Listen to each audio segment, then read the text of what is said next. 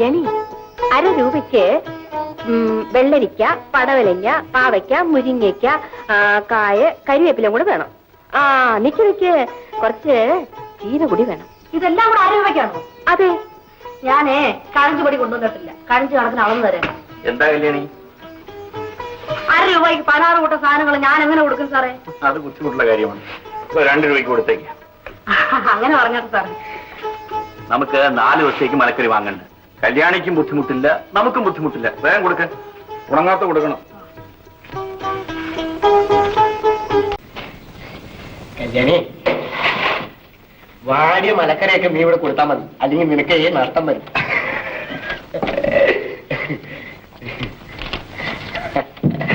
അങ്ങനെയും കൊണ്ടുപോകണ്ട. ഇത് എവിടെ നോക്കിയിട്ടുണ്ടാ ബാക്കി കൊടുക്കുന്നത്? ഇത് പറഞ്ഞ പോലെ എന്നാ ഒരുത്തൻ അബദ്ധം പറ്റി വാ തുറന്നൊന്ന് പറഞ്ഞോടോ. 10 രൂപയും കൊണ്ട് പോകാൻ നോക്കണല്ലേ? നാളെ നീ എപ്പോഴാ മലക്കറിയും കൊണ്ട് വരുന്നത്? എന്തിനാ അറിയുന്നത്? അല്ല, ഈ സമയം നോക്കി ഊണ് കഴിക്കാൻ വരാന്ന് വിചാരിച്ചാ. ഒരു കാര്യം, മലക്കറിയും കൊണ്ടുവരുന്നവരുമായിട്ട് ശൃംഗരിക്കാനുള്ള സ്ഥലമല്ല ഇവിടെ. ഊണ് കഴിച്ചില്ലേ? സ്ഥലം കാര്യമൊക്കെ പിന്നെ വീട്ടിൽ ആരൊക്കെ ഉണ്ട്? എനിക്ക് അച്ഛനും അമ്മയും ആരുമില്ല. എനിക്ക് എന്നോട് എന്താണ് വായ നോക്കി ബാക്കി തരണം. ഓഹോ,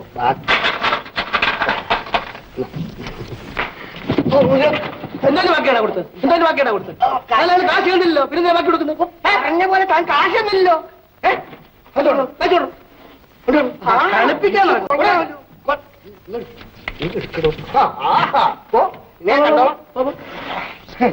എടാ കഴുതയുടെ മോനെ, നീ എന്തിനാണ് ഇവിടെ?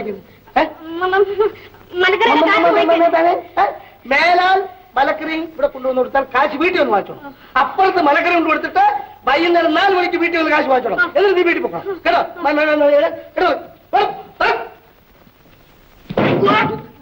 കഴുതയുടെ മോനെ,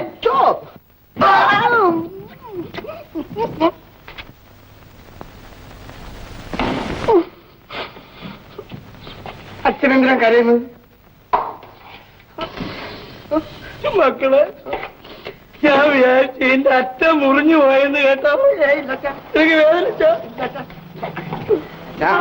അച്ഛൻ ഇവിടെ ഒന്ന് നോക്കിക്കോ, ഞാൻ ഇപ്പൊ പോയിട്ട് വാ.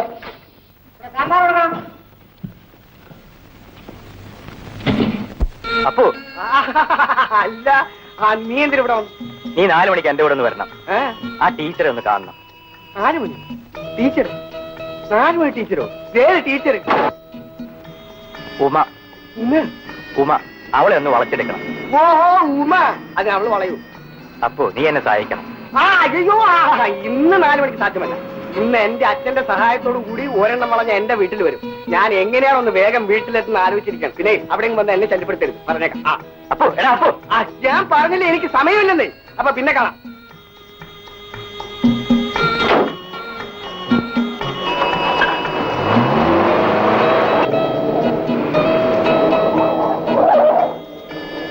ഉമ എന്താ ഇവിടെ നിൽക്കുന്നത്?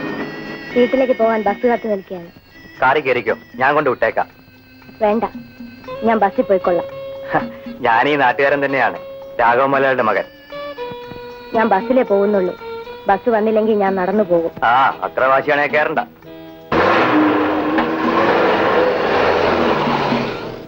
ഒരു കഴുതയുടെ മോമാരും ഇല്ലടാ. എടാ ഇലയിട്ടാ കൂട്ടാൻ വിളമ്പണ്ടേ? ആ ഫാമിലി റൂം നോക്ക്.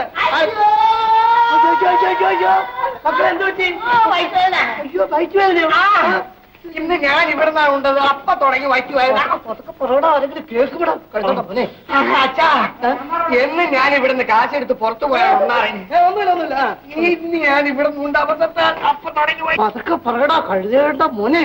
അച്ഛൻ എന്നെ മോനെ എന്ന് വിളിച്ചാ മതി. അച്ഛൻ ഉദ്ദേശിക്കുന്ന അർത്ഥം ആ വിളിയിലുണ്ടച്ചാ. അയ്യോ, ഒന്നുകളെ ഞാൻ കേട്ടോ. ഊണ് കഴിച്ചപ്പോ തുടങ്ങിയതാണ്. മക്കള് എവിടെയെങ്കിലും പോയി ഒരു മരുന്ന് കടയിൽ നിന്ന് മരുന്ന് വാങ്ങിച്ച് കഴിച്ചോണ്ട് അവിടെ കിടന്നുറങ്ങിക്കും. ഓ അല്ലച്ചാ, അതെ ഞാൻ പോകാനില്ല പറഞ്ഞു. ഇവിടെ അവളെ ഇവിടെ അടുത്ത് ഏതോ ഒരു കടയിൽ ചെന്ന് ഉച്ചയ്ക്ക് ഉണ്ടു ബൈക്ക് കയറി തുടങ്ങി. നമ്മുടെ കടയെ പോലുള്ള ശുദ്ധവും വൃത്തിയൊക്കെ എല്ലാ കടയിലും കാണുമോ? അച്ഛൻ ഞാൻ കാണുമോ? നിന്നോട് ചോദിച്ചിട്ടില്ല.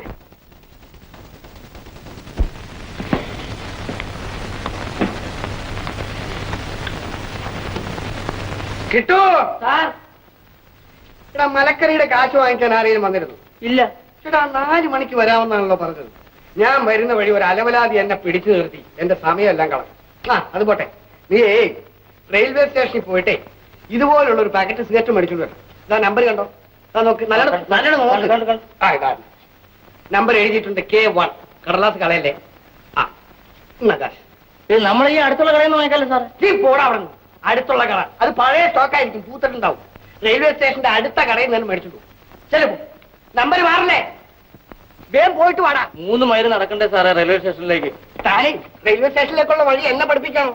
ഇവിടെ 3 മൈലല്ല, 3 മൈലും ഒരു ഫർലോങ് ഉണ്ട്. നടന്നു തന്നെ പോയാൽ മതി. ക്ഷീണിക്കുമ്പോ ഒരു ചായ കുടിച്ചോ. സ്വർഗത്തിലെ കട്ടുളുണ്ട്. കുഴഞ്ഞല്ലോ മണി.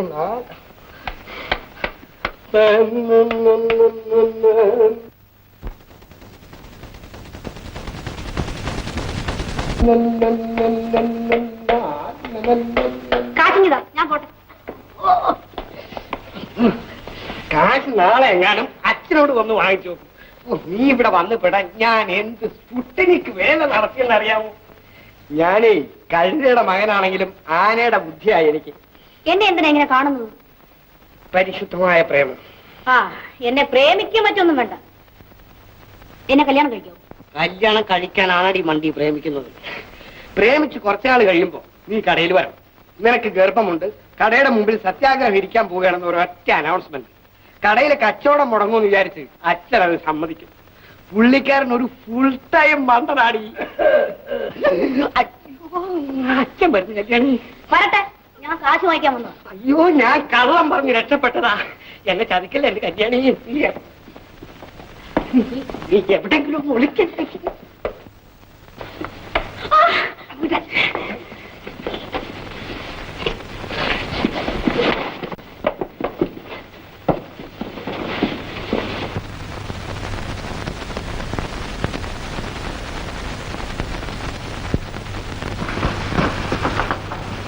അച്ഛൻ എന്ത് പണിയാണ് ചെയ്തത്? കടയിൽ ആരെയും ഏൽപ്പിച്ചോ? ഞാൻ അങ്ങോട്ട് എത്തിയതിനു ശേഷം അച്ഛൻ ഇങ്ങോട്ട് എഴുന്നേൽപ്പോൾ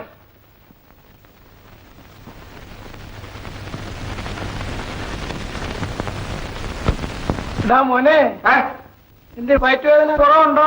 വയറ്റുവേദന കുറവുണ്ടച്ചാ. എടാ എടാ എടാ എടാ എടാ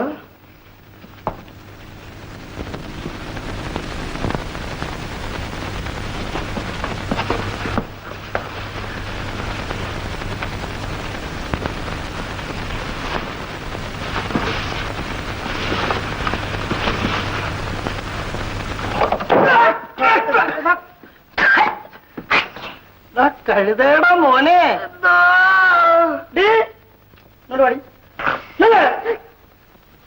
നീ മലക്കരയിലെ കാശ് വാങ്ങിക്കാൻ വന്നതല്ലയോ? ഇനിയും നീ ഇവിടെ സത്യാഗ്രഹത്തിന് വരാൻ പോകുന്ന എന്നാണ് എന്നെ നേരത്തെ ഒന്ന് അറിയിക്കണം. കാരണം എനിക്കൊരു ഹാരം മാറ്റി വെക്കണം നിന്റെ കഴുത്തിടാൻ. എന്റെ കൊട്ട എവിടെ? ഇവിടെ കൊട്ട എവിടെ? ആ കൊട്ടയുടെ കാര്യമല്ലേ ചോദിച്ചു? മലക്കര കൊട്ട എവിടെ? അപ്പൊ എടുത്തോളൂ.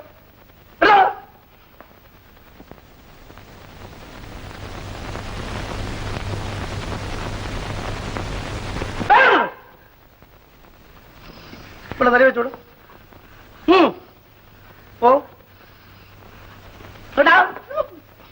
കഴുതേടാ മോനെ. അച്ഛാ, ഇത് എന്നെ കഴുതയുടെ മോനെന്ന് വിളിക്കരുത്. പിന്നെ കഴുതയെന്ന് വിളിച്ച എന്താണ് അങ്ങനെ വിളിച്ചാല്? അതാത് ഇനത്തിന് അതാത് ഇനമല്ലേ ഉണ്ടാവുകയുള്ളൂ അച്ഛാ. തന്നെയല്ല നാട്ടുകാരെല്ലാവരും കൂടി ചേർന്ന് അച്ഛനെ തന്ത കഴുതയെന്ന് വിളിക്കും. അത് എനിക്ക് സഹിക്കില്ല. ശരിയാണ്. എടാ കഴുതയുടെ മോനെ. കഴുതേ എടാ എന്റെ കൈയാണ്. അപ്പോ അപ്പോ ആരാടാ പോയി നോക്കടാ കഴുത.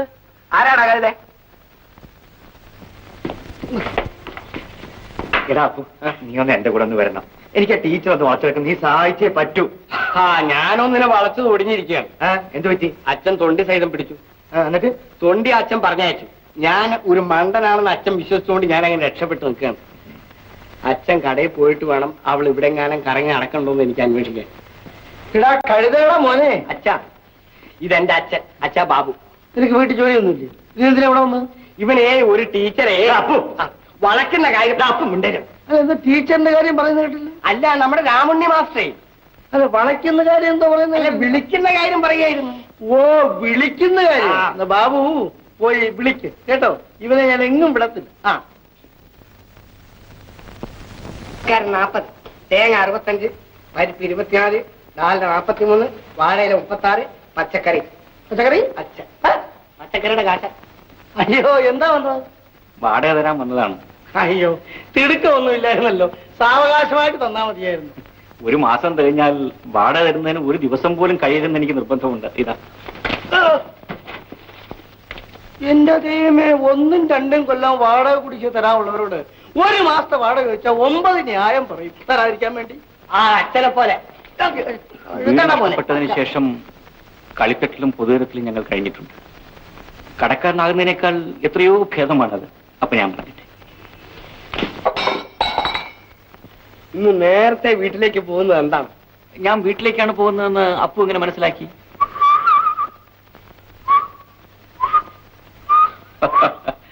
അപ്പൊ അപ്പുവിന് ബുദ്ധിയുണ്ട്. മന്ദനാണെന്ന് ആള് പറയുന്നത് ചുമ്മയാ.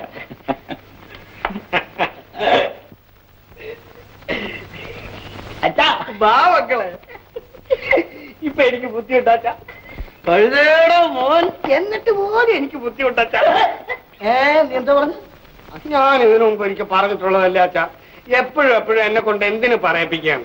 കഴുതയ്ക്ക് പിന്നെ കഴുതയല്ലാതെ കുതിരയുണ്ടാവും. ശരി.